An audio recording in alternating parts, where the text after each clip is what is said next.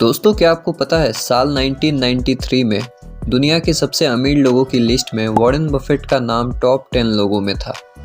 उस टाइम पे उनकी नेटवर्थ 8.3 बिलियन डॉलर्स की थी और आज 2024 में ये दुनिया के 7th सबसे अमीर इंसान है और इनकी नेटवर्थ 125 बिलियन डॉलर्स है। अब दोस्तों, इन 32 सालों में इस टॉप 10 रिचेस्ट मैन की लिस्ट में बहुत सारे बिलियनर्स आए और गए, ऑलमोस्ट सारे बदल गए, लेकिन वॉरेन बफेट ये पिछले 32 सालों से इस लिस्ट में अपनी जगह बनाए रखते हैं और कंटिन्यूसली अपनी वेल्थ को ग्रो करते रहते हैं। और दोस्तों, सबसे इंटरेस्टिंग बात यह है कि ये सारी वेल्थ वॉरेन बफेट ने खुद अपनी मेहनत से कमाई है, उसे इन्वेस्ट और ग्रो करके। उन्हें एक भी रुपया अपने पेरेंट्स से विरासत में मिला नहीं, क्योंकि जब वॉरेन बफेट पैदा हुए थे 1930 में, तब अमेरिका अपने एक ग्रेट डिप्रेशन से गुजर रहा था।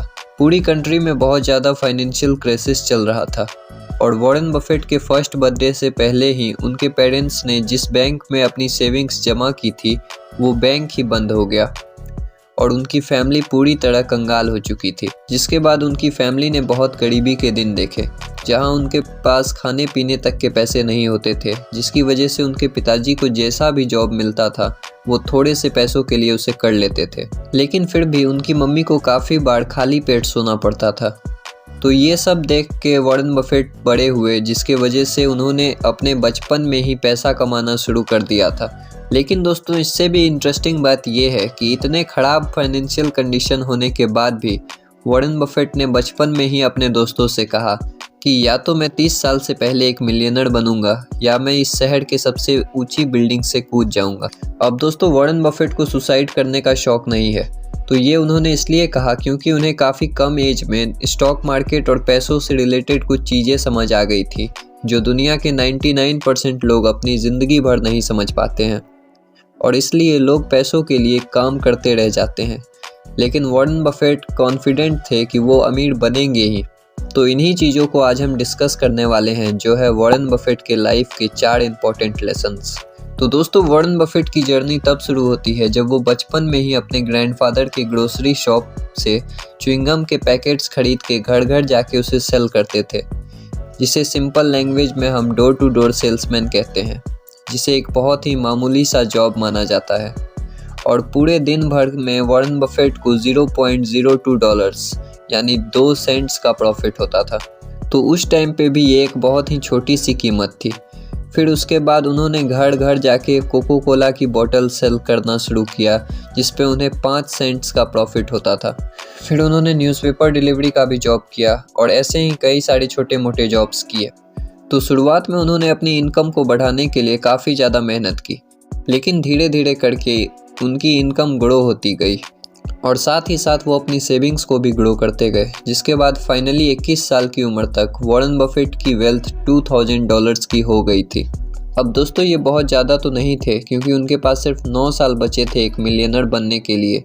मतलब जो उन्होंने अपने फ्रेंड्स से कमिटमेंट किया था कि वो 30 साल से पहले एक मिलियनर बनेंगे, तो उस 1 मिलियन के टारगेट से, यानी $10 लाख के टारगेट से अभी भी 9.8 लाख दूर थे।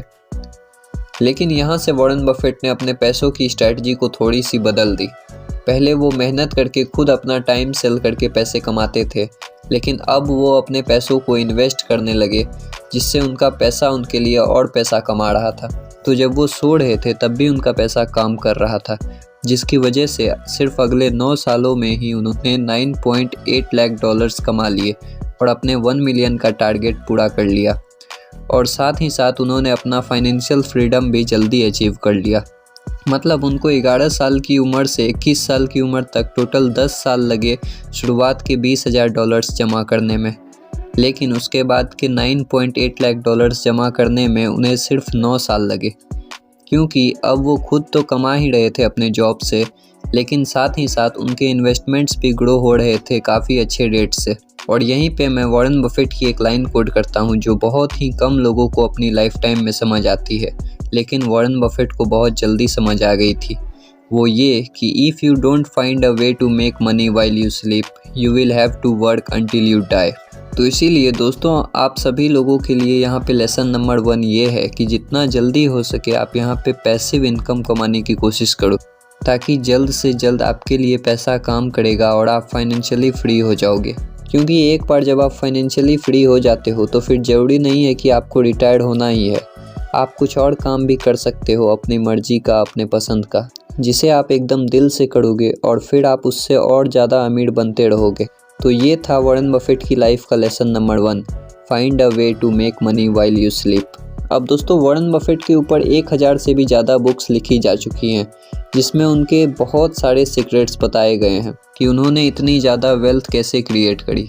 लेकिन बहुत ही कम बुक्स हैं जो इस सिंपल फैक्ट को एक्सप्लेन करती है कि वॉरेन बफेट की सक्सेस का सबसे मेन रीज़न सिर्फ ये नहीं है कि वो एक अच्छे इन्वेस्टर हैं, बल्कि उनके सक्सेस का मेन रीज़न ये है कि वो बचपन से ही एक अच्छे इन्वेस्टर हैं और उनके इन्वेस्टमेंट्स का जो भी प्रॉफिट होता है वो उसे री इन्वेस्ट करते हैं, जिससे वो कंपाउंडिंग के पावर को यूज़ में लेते हैं, क्योंकि उन्होंने बचपन में ही इस कंपाउंडिंग की पावर को समझ लिया था। और इस कंपाउंडिंग की खास बात यह है कि शुरुआत में आपको इससे कुछ खास बेनिफिट दिखेगा नहीं। तो जो लोग इस कॉन्सेप्ट को अच्छे से समझते हैं और इसमें बिलीव करते हैं तो सिर्फ वही लोग इसका अच्छे से फ़ायदा उठा पाएंगे।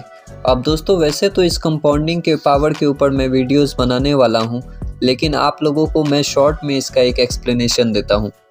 तो यहाँ पे आप ये चार्ट देख सकते हो, ये वही चार्ट है जिसको वॉरेन बफेट बचपन से देख देख के बड़े हुए हैं।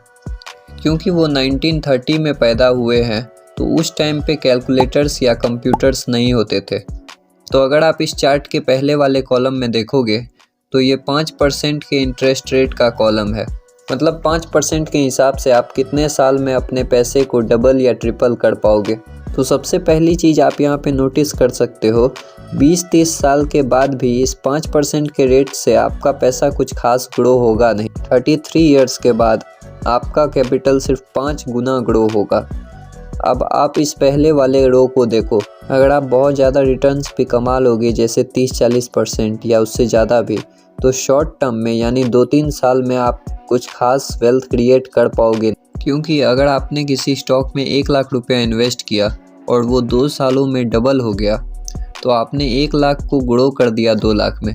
लेकिन ये कौन सी बड़ी बात हो गई, उस 1 लाख के प्रॉफिट से आप फाइनेंशियल फ्रीडम तो अचीव नहीं कर पाओगे और ना ही आप बहुत ज़्यादा रिच बन पाओगे। तो असली वेल्थ जो है वो इस वाले एरिया में आके बनती है, जहां आपका पैसा 100 टाइम्स ग्रो हो सकता है आपकी लाइफ टाइम में ही। जैसे अगर आप 1 लाख रुपया किसी स्टॉक में इन्वेस्ट करते हो और वो 25% के रेट से ग्रो होता है तो वो 1 लाख से 1 करोड़ में ग्रो होता है। और दोस्तों आप सिर्फ 1 लाख रुपया अपनी लाइफ में इन्वेस्ट नहीं करोगे, आप और भी ज़्यादा इन्वेस्ट करोगे तो लॉन्ग टर्म में ऐसे हाई रिटर्न से ही आपकी वेल्थ क्रिएट होती है। तो ये जो 5-6% का इंटरेस्ट आपको बैंक एफडी से मिलता है वो कुछ भी काम का नहीं है। 33 ईयर्स बहुत ज़्यादा होते हैं, तब तक महंगाई भी बहुत ज़्यादा बढ़ चुकी होगी, जिसका मतलब ये है कि आपको एक ऐसा इन्वेस्टमेंट चुनना है जहाँ पे आपको हाई रिटर्न मिलेगा और काफ़ी लॉन्ग टर्म तक, जो यूजुअली आपको अच्छे स्टॉक से मिल सकता है। तो इस कंपाउंडिंग के ऊपर हम एक अलग वीडियो में काफ़ी डिटेल में डिस्कशन करेंगे और तब हम इस चार्ट को भी थोड़ा डिटेल में एनालाइज करेंगे। तो ये था lesson number 2, power of compounding को इस्तेमाल करिए अच्छे बिजनेस में इन्वेस्ट करके, जो आपको लॉन्ग टर्म तक काफ़ी अच्छा रिटर्न दे सकता है। फिर दोस्तों तीसरा लेसन है इन्वेस्टमेंट स्ट्रेटजी। तो वॉरेन बफेट का मानना है कि एक इन्वेस्टर को किसी भी कंपनी को उसी तरह देखना चाहिए जिस तरह एक बिजनेसमैन उस कंपनी को देखता है, क्योंकि इन दोनों को कंपनी के प्रॉफिट से ही फ़ायदा होता है। बस फ़र्क ये है कि एक बिजनेस पर्सन उस कंपनी को पूरी तरह खरीद लेता है और दूसरी तरफ एक इन्वेस्टर उस कंपनी का छोटा सा हिस्सा लेता है। तो जिस तरह एक बिजनेस पर्सन उस कंपनी के ऑपरेशंस और लॉन्ग टर्म प्लान पर फोकस करता है ताकि उसे ज़्यादा से ज़्यादा प्रॉफिट मिल सके, तो उसी तरह एक इन्वेस्टर को भी किसी भी कंपनी के स्टॉक के प्राइस के बदले उसके बिजनेस मॉडल पे फोकस करना चाहिए और कंपनी के बिजनेस वैल्यू के हिसाब से ही इन्वेस्ट करना चाहिए कि फ्यूचर में कंपनी की बिजनेस वैल्यू बढ़ेगी या कम होगी। तो अगर आप भी वॉरेन बफेट जैसी वेल्थ क्रिएट करना चाहते हो तो आप स्टॉक मार्केट के बारे में ज़रा भी मत सोचो। आप भूल जाओ कि स्टॉक मार्केट नाम की कोई चीज़ होती है। आप ये भी भूल जाओ कि इकोनॉमी कैसा परफॉर्म कर रही है और अपना फोकस सिर्फ और सिर्फ बिजनेस पर रखो। और हमेशा अच्छी कंपनीज ढूंढने की कोशिश करो और फोकस इस बात पे करो कि आपको वो बिज़नेस अच्छे से समझ आ रहा है कि नहीं, वो इंडस्ट्री कैसे काम कर रही है, उसके कॉम्पिटिटर्स कैसे काम कर रहे हैं, जिससे आपको खुद एक आइडिया हो जाएगा कि उस कंपनी की वैल्यू फ्यूचर में बढ़ेगी या कम होगी। इसलिए आपको एक बात हमेशा याद रखनी चाहिए कि आप एक स्टॉक नहीं खरीद रहे हो, बल्कि आप एक बिजनेस खरीदते हो उस स्टॉक के जरिए। तो वॉरेन बफेट की इन्वेस्टमेंट स्ट्रेटजी को हम 4 सेक्शन में डिवाइड कर सकते हैं। तो आइए हम इस 4 सेक्शन को थोड़ा डिटेल में समझते हैं। सबसे पहला है बिजनेस टेनेट्स, जिसका मतलब ये है कि बिजनेस सिंपल होना चाहिए, जिसे हम आसानी से समझ सके, जो अपने पास्ट में अच्छे से ग्रो होती आ रही हो और जिसका फ्यूचर में ग्रो होने का पोटेंशियल हो। फिर दूसरा है मैनेजमेंट टेनेट्स। इसका मतलब ये है कि जिस बिजनेस को मैनेज करने वाले लोग उसे लीड करने के लिए हाईली क्वालिफाइड हैं और अपने शेयर होल्डर्स से ऑनेस्ट रहते हैं। ऐसी कंपनीज को जनरली अपने कस्टमर्स के लिए वैल्यू क्रिएट करने पे फोकस्ड है, तो वैसी कंपनीज हमेशा अपने शेयर होल्डर्स के लिए वैल्यू क्रिएट करती है। फिर तीसरा है फाइनेंशियल टेनेट्स। तो आपको ऐसी कंपनीज को चूज़ करना चाहिए जिसका प्रॉफिट मार्जिन ज़्यादा हो, जो बड़े बड़े लॉस को अवॉइड करती हो, अपने कैपिटल को ध्यान से यूज़ करती हो और उस कंपनी ने लास्ट कुछ सालों में कैसे फाइनेंशियल डिसीजंस लिए हैं। फिर चौथा है मार्केट टेनेट्स। फिर जब आपने कंपनी को अच्छे से एनालाइज कर लिया है तो उसके एक्चुअल वैल्यू के बदले वो मार्केट में क्या प्राइस पर सेल हो रही है। तो एक बिज़नेस को ख़रीदना आप ऐसा देख सकते हो जैसे आप सुपरमार्केट में शॉपिंग कर रहे हो। तो आप अच्छे से रिसर्च करने के बाद ये देखते हो वो किस प्राइस पर सेल हो रही है। अगर उसमें डिस्काउंट है तो ही आप उसे बाय करोगे, वरना आप उसके डिस्काउंट के लिए वेट करो। तो दोस्तों ये थे वॉरेन बफेट के 4 इन्वेस्टिंग प्रिंसिपल्स। अब दोस्तों इन प्रिंसिपल्स को भी हम एकदम डिटेल में आने वाले वीडियोस में डिस्कस करेंगे, लेकिन इससे आपको एक आइडिया मिल गया होगा कि वॉरेन बफेट और रिच इन्वेस्टर्स अपने स्टॉक मार्केट के इन्वेस्टमेंट्स को कैसे अप्रोच करते हैं। फिर दोस्तों फाइनल लेसन ये है कि ये कंपाउंडिंग का पावर सिर्फ इन्वेस्टिंग में ही नहीं बल्कि हर जगह काम कर रहा होता है, जैसे रेप्यूटेशन, कैरियर, रिलेशनशिप या हैबिट्स में। आप चाहो या ना चाहो, या तो ये आपके फेवर में काम कर रहा है या फिर आपके खिलाफ काम कर रहा है। इसलिए अगर आप चाहो तो इसे अच्छे से यूज़ कर सकते हो अपने फ़ायदे के लिए। अगर आप इसे यूज़ नहीं करते हो तो ये आपके खिलाफ काम करेगा, जिससे फ्यूचर में आपको इसके नेगेटिव इफ़ेक्ट्स देखने मिलेंगे। जैसे एक बार एक लेडी ने वॉरेन बफेट से पूछा कि उनकी इतनी वेल्थ का सीक्रेट क्या है, तो वॉरेन बफेट ने कहा कि उनका कोई सीक्रेट नहीं है, आप बस मेरी तरह रोज़ 500 पेजेस पढ़ बुक्स और एनुअल रिपोर्ट्स के, फिर आप चाहो या ना चाहो आप अच्छे फैसले लोगे और आप अमीर बनोगे ही। तो उन्होंने अपना सीक्रेट पब्लिकली लोगों को बता कर रखा है, लेकिन कोई उसे फॉलो करता नहीं है क्योंकि लोगों को वैसी आदत नहीं है। एक तरफ वॉरेन बफेट के कॉलेज डेज में उनके कॉलेज के फ्रेंड्स प्लेबॉय की मैगजीन्स पढ़ते थे, तो दूसरी तरफ वॉरेन बफेट इन्वेस्टिंग की बुक्स और रिपोर्ट्स पढ़ते थे, जिसकी वजह से उनकी फ्रेंड्स ने शॉर्ट टर्म में अपना टाइम तो वेस्ट किया ही, लेकिन लॉन्ग टर्म में उनको हार्डवर्क करना बहुत भारी पड़ा।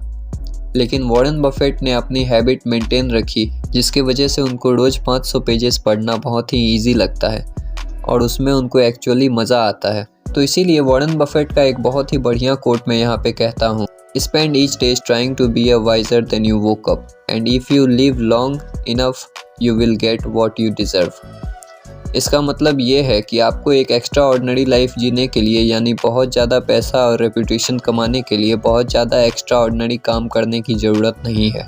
आपको बस बाकी लोगों के मुकाबले थोड़ा सा ज़्यादा स्मार्ट होना है, जिसके लिए आप रोज़ कुछ ना कुछ न्यू कॉन्सेप्ट सीखते रहो।